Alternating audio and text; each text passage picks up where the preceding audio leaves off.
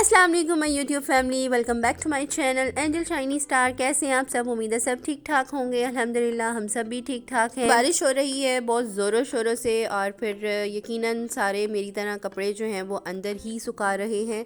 तो यहाँ पे जी मैंने मैक्रोनी भी बना ली है और ये जी बहुत बहुत टाइम मेरे घर में बनती है। और साथ ही मैंने जी चिकन का सालन भी रख दिया है। बड़े यूनिक स्टाइल से मैं आज इस चिकन का सालन जो है ना वो बनाऊँगी। और मैंने अपने बर्तन भी धो लिए हैं। रोज़मर्रा के जो काम होते हैं ना घर के, वो सारे मैंने कर लिए हुए हैं।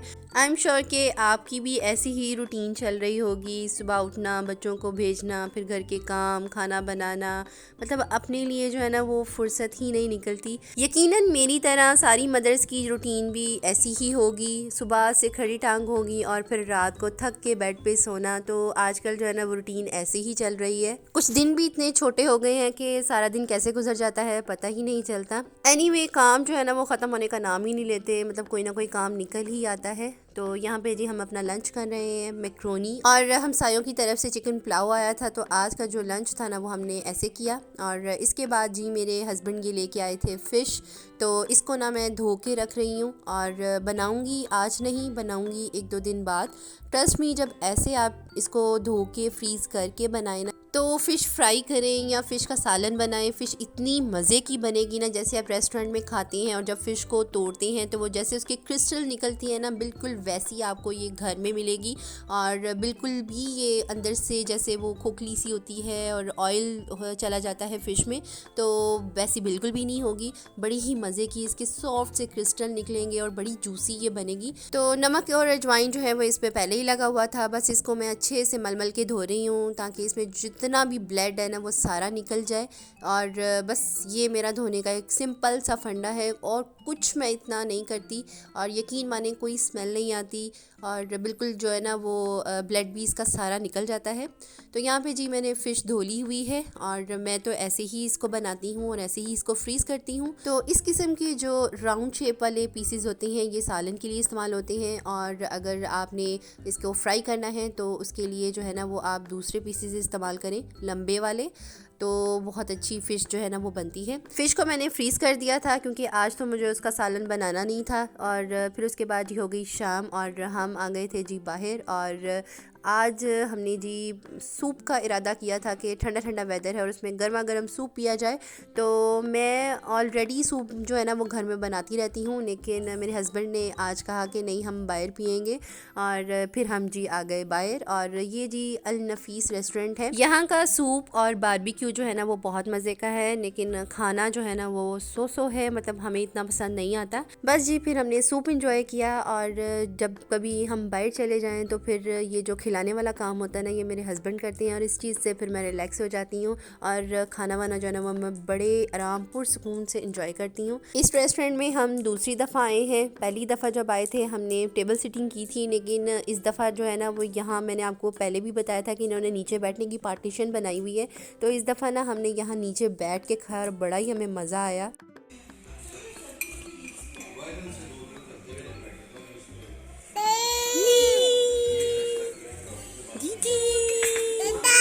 Bup, bup, bup, bup. The wheels on the bus go round and round, round and round.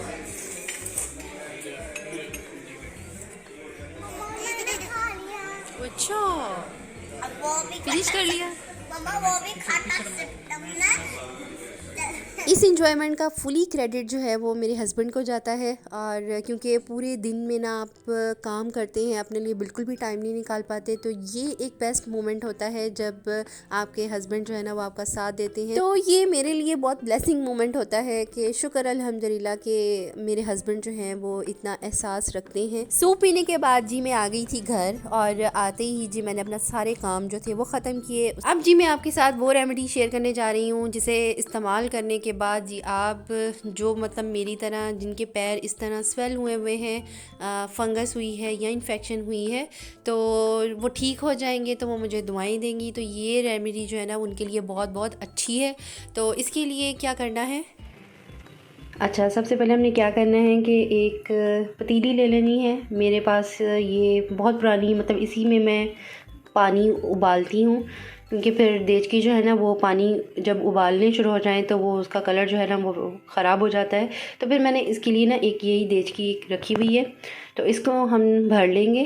पूरा नहीं भरना, थोड़ा सा मैंने रखा हुआ है। और इसके बाद ये लेना है जी शलजम, पीले वाले शलजम, ठीक है। तो ये बहुत ज़्यादा अच्छे होते हैं जिनके पाँव ख़राब होते हैं ना, स्पेशली सर्दियों में, तो ये तो किसी नेमत से कम नहीं है, ठीक है। तो ये जी शलजम है।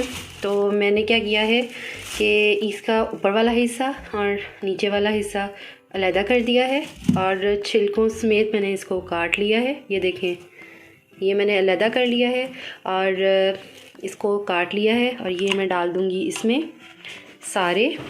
ये तकरीबन 2 शलजम हैं और ये इसके जो है ना पार्ट्स अलहदा। तो इसको मैं अब पकने रख दूँगी और इतना पकाऊँगी कि ये थोड़ा सा ना कम हो जाए पानी, जितना ये ज़्यादा है थोड़ा सा कम हो जाए। तो उसके बाद जी नेक्स्ट फिर मैं आपको बताती हूँ कि क्या करना है। तो फटाफट से इसको हम गरम करने रखते हैं। तो यहाँ पे मैंने जी इसको गरम करने रख दिया है।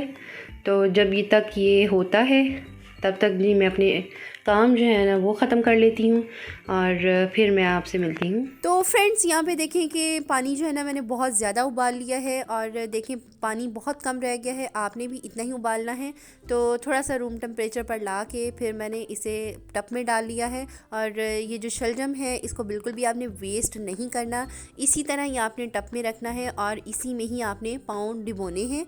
तो आपको देखना कि 1, 2 या 3, 4 दिनों में ना आपको बहुत ज़्यादा रिलैक्सेशन मिलेगी। ये जो इन्फेक्शन है ना बहुत गंदी सी इन्फेक्शन है, इससे ख़ारिश बहुत होती है और पाँव जो है ना बहुत स्वेल हो जाती हैं और मुझे तो ये हर सर्दियों में होती है। तो फिर मैं क्या करती हूँ कि सर्दियाँ स्टार्ट होने से पहले ही ना मैं ये शलजम वाला पानी जो है ना इसमें पाँव डिबो लेती होती हूँ। 1 या 2 दिन 3 दिन मैं कर लेती हूँ, तो फिर सारी सर्दियाँ जो है ना वो सुकून से गुजर जाती है।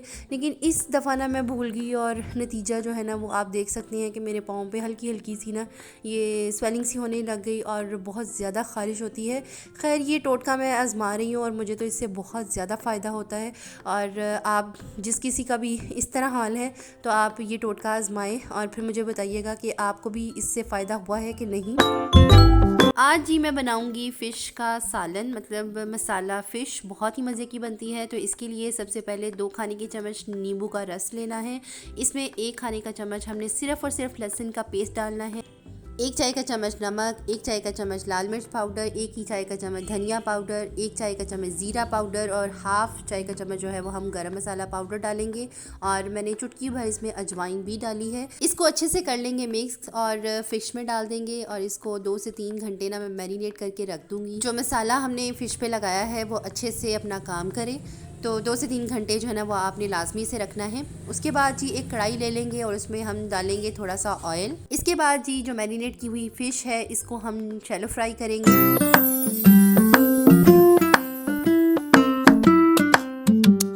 मीडियम टू फुल फ्लेम पे आपने इसको शैलो फ्राई करना है। 2 से 3 मिनट लगे हैं, फ़िश जो है ना वो बिल्कुल रेडी हो गई थी।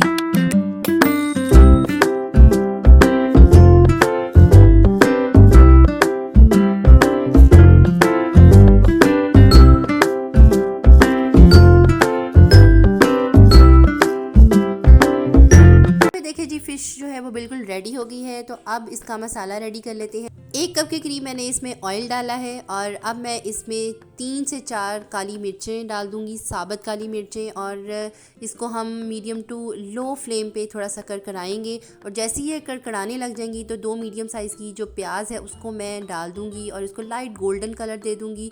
फिर 1-1 खाने का चम्मच अदरक और लहसुन की पेस्ट, साथ ही इसमें टमाटर और मिर्चें जाएंगी।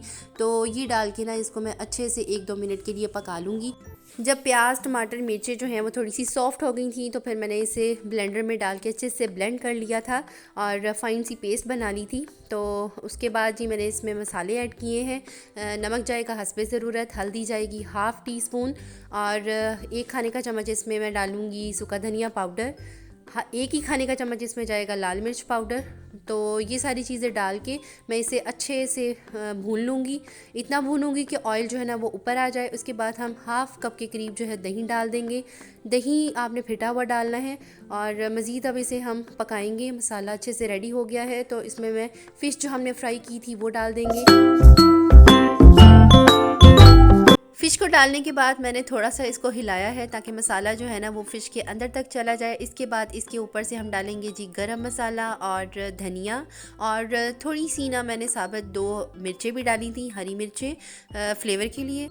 अब मज़ीद इसे मैं 1 मिनट के लिए दम पे रखूँगी ताकि जो फ़िश और मसाला है वो एक दूसरे में यकजान हो जाए। और हमारी जो मसाला फ़िश है वो बिल्कुल रेडी है। आप इसको ज़रूर ट्राई कीजिएगा और मुझे कमेंट सेक्शन में बताइएगा कि आपको ये मेरी रेसिपी कैसी लगी, मेरा व्लॉग कैसा लगा। अगर अच्छा लगा हो तो इसको लाइक करना, मेरे चैनल पर नए हैं तो इसको सब्सक्राइब करना और मुझे इंस्टाग्राम पर भी ज़रूर फॉलो करें। तब तक अपना बहुत ज़्यादा ख्याल रखें, मुझे दुआ में याद रखिएगा। अल्लाह हाफिज़।